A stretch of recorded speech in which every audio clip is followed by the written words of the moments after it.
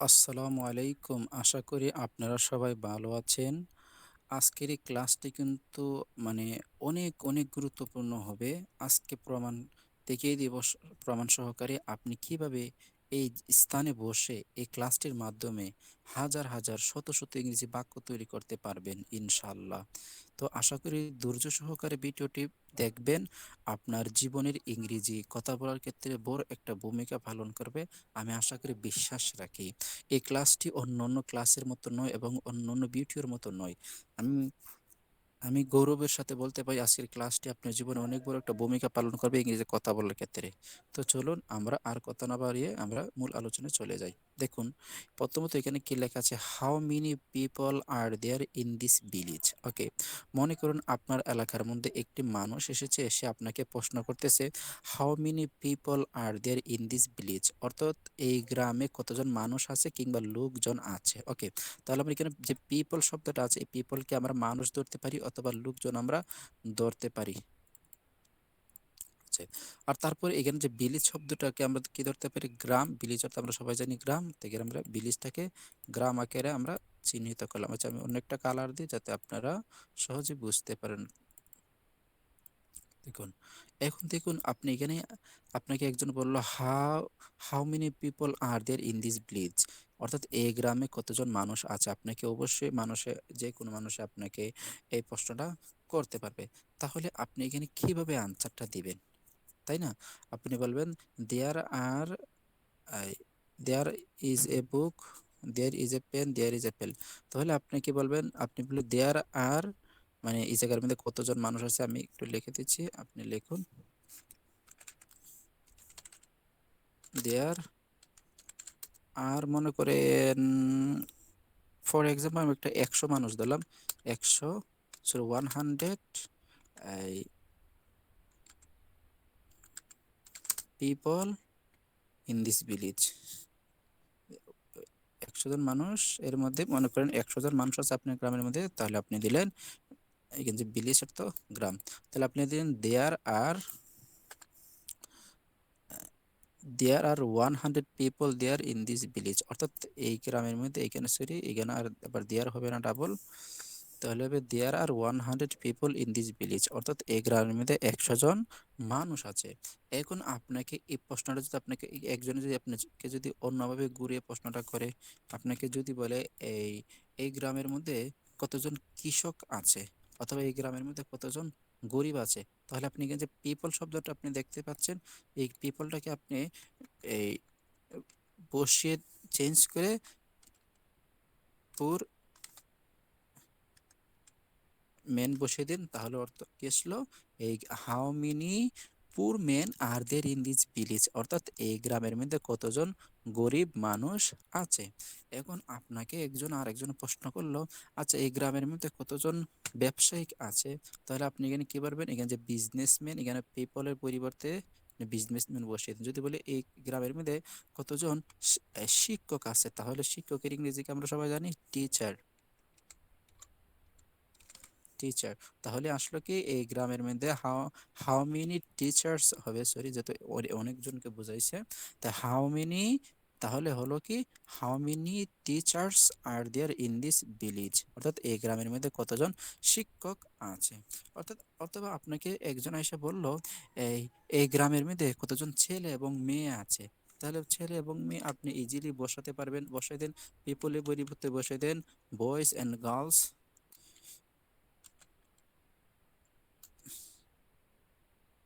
সেটা এখানে ওয়াই হবে, boys and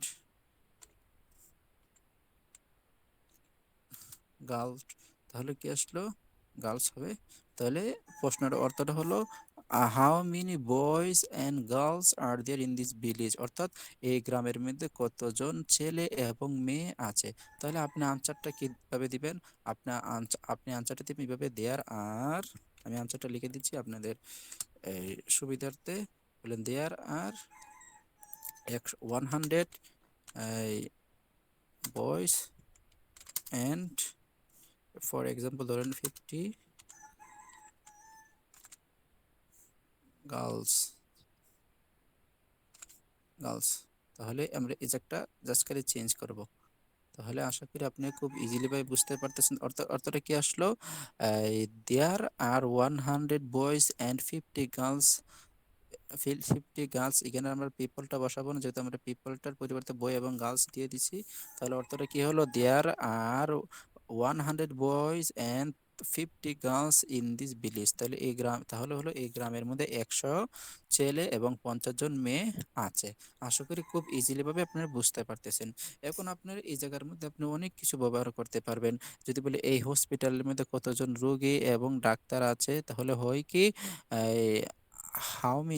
how many patients and doctor are there in this hospital. এই গ্রামের মধ্যে কতজন এই ডাক্তার এবং রোগী, সরি এই হসপিটালে কতজন ডাক্তার এবং রোগী আছে। তাহলে আপনি যদি বলেন এই হসপিটালের মধ্যে 50 জন রোগী এবং 3 জন ডাক্তার আছে, তাহলে কি বলেন, there are 50 patients and 3 doctors in this hospital.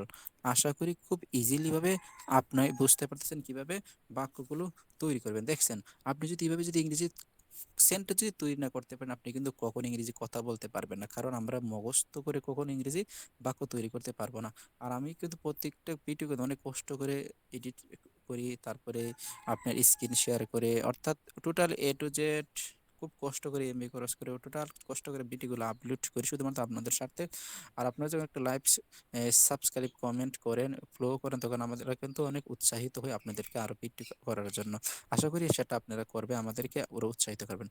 তারপরে আসুন, তারপর এই প্রশ্নটা আমরা দেখি। হ্যাঁ, আসে কি, how many people live in this village, এই গ্রামের মধ্যে কতজন মানুষ থাকে কিংবা বাস করে। ওকে, এখন আপনাকে যে কোনো একটা মানুষ প্রশ্ন করতে পারে, একজন আসলো এসে বলে, আচ্ছা বলো তো এই গ্রামের মধ্যে কতজন মানুষ থাকে কিংবা বসবাস করে।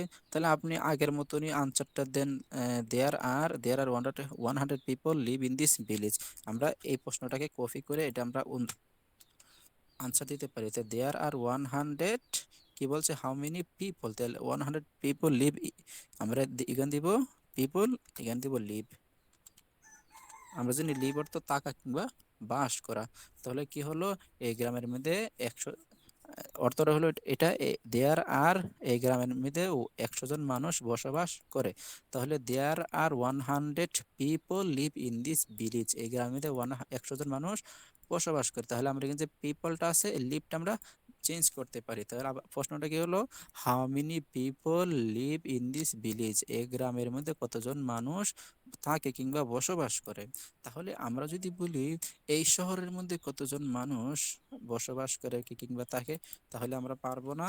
ইনশাল্লাহ আমরা পারবো। কিভাবে, জাস্ট খালি ভিলেজের পরিবর্তে আমরা যদি এখানে যদি আমরা যে ভিলেজটা আছে, ভিলেজটার পরিবর্তে আমরা যদি সিটি বসাই দিই, সিটি অর্থ কি, শহর, অথবা আমরা কেন এই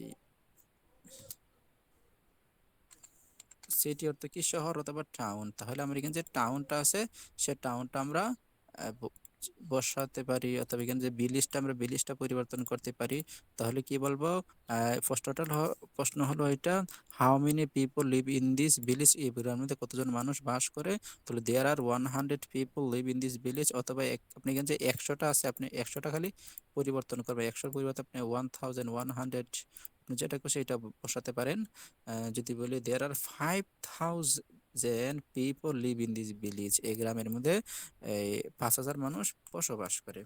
এখন আমি যদি বলি এই গ্রামের মধ্যে কতজন, এই যে কোনো আপনি একটা বসাতে পারেন, বললাম এই গ্রামের মধ্যে কতজন কৃষক বসবাস করে, তা হাউ মেনি পিপলের পরিবর্তে আমরা কি বসাবো, কি পিপলের পরিবর্তে আমরা বসাবো ফার্মার। তাহলে যদি বসাই how many farmer live in this village, কি হয়ে যায়, how many farmer live in this village, এই গ্রামের মধ্যে কতজন কৃষক থাকে। How many farmer live in this city, শহরের মধ্যে কতজন কৃষক থাকে। তাহলে আপনি আনসারটা দিবেন কিভাবে, দেয়ার আর 100 ফার্মার, পিপলের পরিবর্তে কিন্তু ফার্মার দিবেন, লিভ ইন দিস ভিলেজ, অর্থাৎ এই গ্রামের মধ্যে 100 জন কৃষক থাকে। যদি বলে এই গ্রামের মধ্যে 100 জন কৃষক কাজ করে, তাহলে কি হবে, দেয়ার আর 100 ফার্মার ওয়ার্ক, লিভের পরিবর্তে আসবে কি, ওয়ার্ক ইন দিস ভিলেজ, অথবা ইন দিস ল্যান্ড, এই জমিতে 100 জন মানুষ কাজ করে। আশা করি আপনারা খুব সহজে বুঝতে পারছেন। ওকে, তাহলে কি দেয়ার ইজ এ বুক, একটা বই আছে, যদি বলি এখানে একটা বই আছে, তাহলে আপনি আনসারটা কি কি দিবেন, আমরা এই সেন্টেন্সটাকে এখানে দিতে পারি। আপনাকে একজনের প্রশ্ন, হোয়াট ইজ দিস অ্যাকচুয়ালি, আসলে এটা কি? ওকে, হোয়াট ইজ দিস অ্যাকচুয়ালি, আসলে এটা কি? আপনি সবসময় মনে করবেন যে পরিষ্কার কি, ওয়ার্ড দিয়ে কিন্তু পরিষ্কার কি প্রশ্ন বোঝায়, এবং ডু ডু ইউ ডি অর্থ কি তুমি কি করো। ওকে, তাহলে আমরা এটা কিন্তু ইয়েস নো আনসার দিতে পারি। যদি বলি ডু ইউ ডু তুমি কি করো, আর যখন বলি হোয়াট ডু ইউ ডু আসলে এটা কি, মানে বিস্তারিত প্রশ্ন, এই যখন বলতে হবে তখন বুঝবেন পরিষ্কার কি হবে। ওকে, ওখানে যদি বললো তোমার বাবার নাম কি, তাহলে কি আপনি বাংলা থেকে এটা পরিষ্কার কি দিয়ে লিখবেন নাকি অধিকার কি দিয়ে লিখবেন? অবশ্যই আপনি বুঝতে পারছেন কখন পরিষ্কার কি হয়, কখন অধিকার কি হয়। আমি আর একটু ক্লিয়ারলি ভাবে বলি। আপনাকে বললো ডু ইউ ইট রাইস, অর্থাৎ কি, অর্থ হলো আপনি কি ভাত খান? আপনি বললো ইয়েস আমি খাই, না আমি খাই না। আপনি কি স্কুলে যান? হ্যাঁ আমি যাই, না আমি যাই না।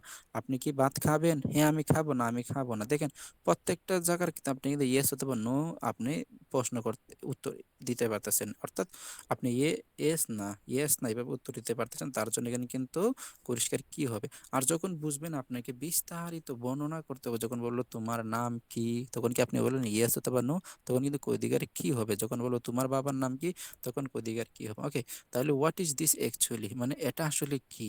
আমি যদি বলি দিস ইজ এ বুক, মানে দিস ইজ এ বুক, এটা একটা বই। দিস ইজ এ বুক মানে কি বই, বুক আবার তো আমরা জানি সবাই বই। তাহলে আমরা এখানে যে বুকটা আছে এটা চেঞ্জ করে আমরা অনেক সেন্টেন্স তৈরি করতে পারি। সরি, এখানে হবে পেন, যেহেতু আমরা কলম। হ্যাঁ, তো দিস ইজ এ বুক, এটা একটা বই। যদি বলে এই, আচ্ছা, এটা আসলে কি, এটার ইংরেজি কি, হোয়াট ইজ দিস অ্যাকচুয়ালি, এটা আসলে কি, এটা এটা বই আছে। তাহলে আমরা বলবো দেয়ার ইজ এ বুক, একটা বই আছে। দিস ইজ এ বুক, এটা একটি বুক। আর যেহেতু দিস ইজ এ পেন, এটা একটা কলম। আমরা জানি পেন অর্থ কি, কলম। তাহলে আপনি এখানে কলমটা পরিবর্তন করে অনেক সেন্টেন্স তৈরি করতে পারবেন। It is a pen. আপনি একজন প্রশ্ন, what is this actually, what is this actually, এটা আসলে কি, আপনি বলেন ইট ইজ এ পেন, এটা একটা কলম। অথবা দিস ইজ এ বুক, এটা একটা বই। What is this actually, this is a book, this is a pen. এখানে এটা একটা বই, এটা ডাবল চলে আসছে, অর্থাৎ একটা বই আছে। তাহলে যদি বলি দেয়ার দেয়ার ইজ এ বুক, একটা বই আছে, কোনো জিনিস আছে ক্ষেত্রে আমরা কি বলবো, দেয়ার দেয়ার আর কিংবা দেয়ার ইজ বসাবো। তাহলে একটা বই আছে, দেয়ার ইজ এ বুক। বললো এই তোমার রুমের মধ্যে কি কি জিনিস আছে বলো তো আমাকে। তাহলে আপনি বললেন আমার রুমের মধ্যে কি কি আছে, দেয়ার ইজ এ বুক, একটা বই আছে, there is a pen, there is a book, watch, cap, fan, তারপর বেড, অর্থাৎ ডেস্ক, ওয়াশিং মেশিন, কম্পিউটার, অর্থাৎ যেসব জিনিস আছে আপনি এইভাবে একটা একটা করে বর্ণনা করবেন। তাহলে প্রশ্ন করবে what is this in your room, অথবা অথবা হোয়াট ইজ দিস অ্যাকচুয়ালি, এগুলো আসলে কি, অথবা এটা কি। তাহলে আপনি বলে this is a book, this is a pen, this is a hat, this is a finger, this is a hand. এভাবে আপনি চেঞ্জ করতে পারবেন সেন্টেন্সগুলো, আশা করি। তাহলে আশা করি আজকের এই ক্লাসটি একটা সূচনা মাত্র ক্লাস। আমি আপনাদেরকে দেখিয়ে দিলাম কিভাবে হাজার হাজার শত শত ইংরেজি বাক্য তৈরি করতে পারবেন ইনশাল্লাহ। আপনারা এভাবে আমাকে সহযোগিতা করবেন, সাপোর্ট করবেন। আমি আর ভবিষ্যতে আপনাদেরকে অনেক অনেক ভিডিও দেওয়ার চেষ্টা করব। ভালো থাকবেন, সুস্থ থাকবেন। অবশ্যই ক্লাসটা আপনাদের বন্ধুদের সাথে শেয়ার করবেন, তারাও যেন এমন সহজভাবে ইংরেজি শিখতে পারে, এবং তারাও যেন আপনাদের সাথে একটা পার্টনার হয়ে যায় ইংরেজি কথা বলার জন্য। ভালো থাকবেন, সুস্থ থাকবেন। আসসালামু আলাইকুম রহমতুল্লাহি ওবরাকাতু।